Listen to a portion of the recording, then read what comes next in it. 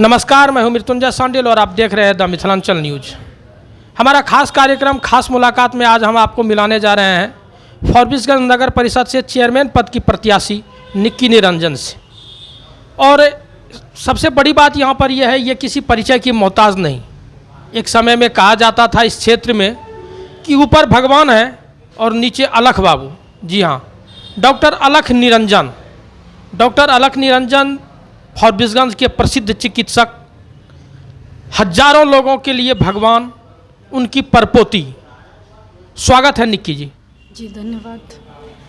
क्या है, सब दिन से आपके परिवार ने सामाजिक कार्य किया है और आज आप चुनाव लड़ रही हैं, क्या सोचकर चुनावी मैदान में आई हैं? जी समाज सेवा तो हमारे परिवार ने लगभग 70-80-90 साल से किया ही है, उसमें तो कोई दो राय नहीं। और मेरा चुनाव में आने का मकसद ये है कि ऐसे समाज सेवा चुनाव से बाहर रह के भी हम कर सकते हैं, बट जो शहर की स्थिति है उसको देखते हुए ये फ़ैसला हमने लिया है कि अगर कोई पढ़े लिखे लोग इस कमान को अगर नहीं संभालेंगे तो हमारा शहर जैसे कि पिछले 20 वर्षों में आगे बढ़ना चाहिए था, वो पीछे जाता जा रहा है। तो बस यही सोच के, इसी उम्मीद से आई हूँ कि अगर जनता अब साथ देती है और उस मुकाम तक पहुँचते हैं तो इस शहर को पूरी कोशिश करेंगे कि बदल दे। आप शिक्षित उम्मीदवार हैं, पढ़ी लिखी हैं, लेकिन फॉरबिसगंज में शिक्षा का माहौल ख़राब है। कोई मतलब बड़ा शैक्षणिक संस्थान यहाँ पर नहीं है, क्या कारण समझती हैं आप?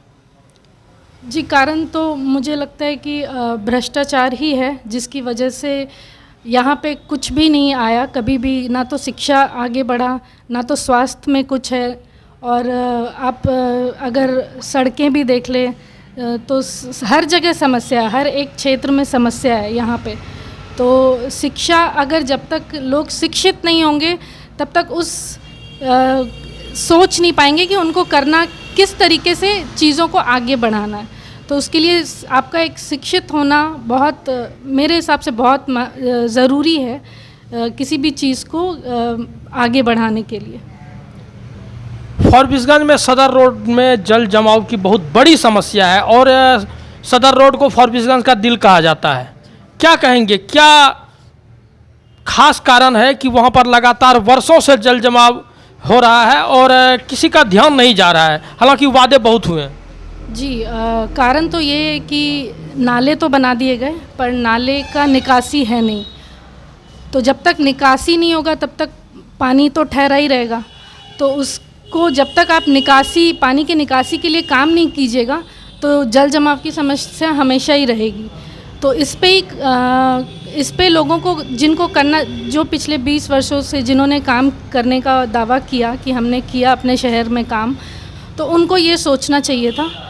तो हमारे मैनिफेस्टो में भी हमने निकाला, ये चीज़ लोगों को बताया है कि अगर जैसे हम आते भी हैं तो हमारा सबसे पहला काम यही होगा कि जल जमाव की जो समस्या है उसके लिए एक प्रॉपर सीवेज ट्रीटमेंट प्लांट हम ला सकें शहर में, ताकि जल जमाव की समस्या यहाँ ख़त्म हो सके।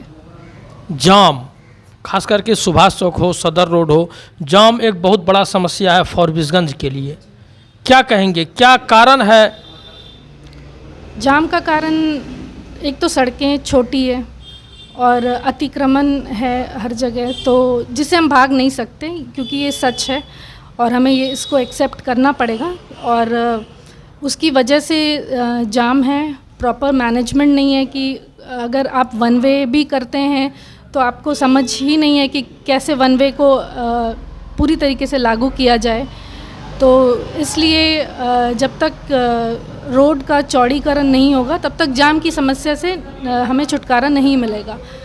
क्या आपको ये नहीं लगता कि ट्रैफिक व्यवस्था संभालने के लिए ट्रैफिक पुलिस का भी होना फॉरबिसगंज में ज़रूरी है? जी बिल्कुल ज़रूरी है, होना चाहिए। हर एक, एटलीस्ट हर जो मेन रास्ते हैं, एंट्री एग्ज़िट और बीच में, जैसे सदर रोड में, क्योंकि हम कितनी बार देखते हैं सदर रोड में कि वन वे होने के बाद भी बहुत सारी गाड़ियाँ रॉन्ग साइड से एंटर होती है, जिसको रोकने के लिए कोई नहीं है। तो वहाँ पे एक प्रशासन का, ट्रैफिक पुलिस का होना बहुत ज़रूरी है, जो कि वहाँ से लोगों को बताए कि यहाँ आगे नहीं जा सकते आप, नो एंट्री है।